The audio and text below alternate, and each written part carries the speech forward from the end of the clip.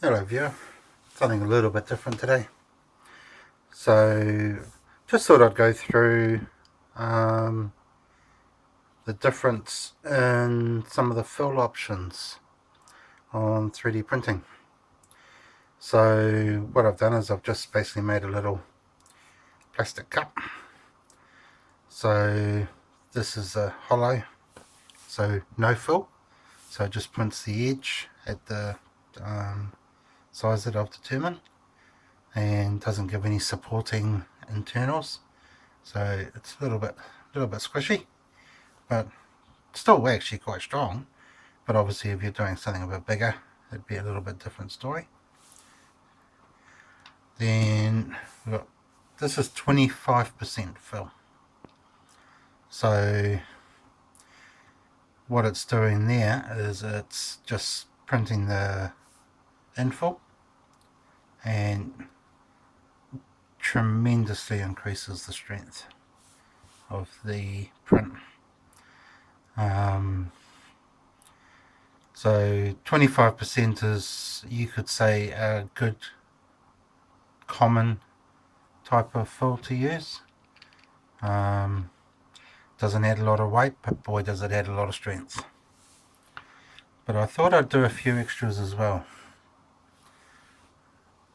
This is 50% fill. So it's quite hard to see. It's looks almost solid, but is actually quite a meshy infill. Also very strong, and still actually really quite light. So it still doesn't use a lot of filament. Now this is 75% fill.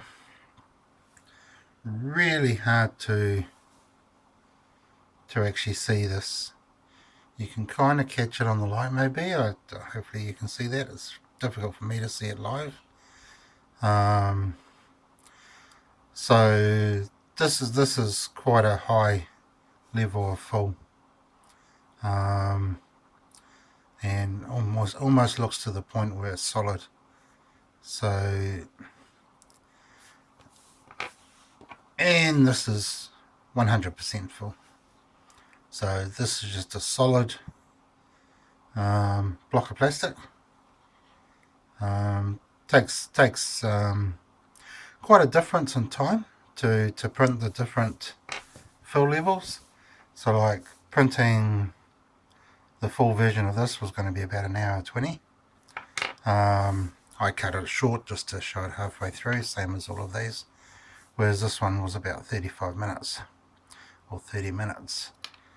But I think for most people, generally the infill you might be wanting is 25%.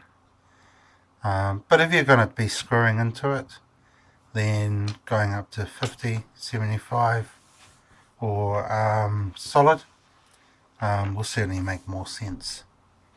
So that's it, just a simple 3D brief today.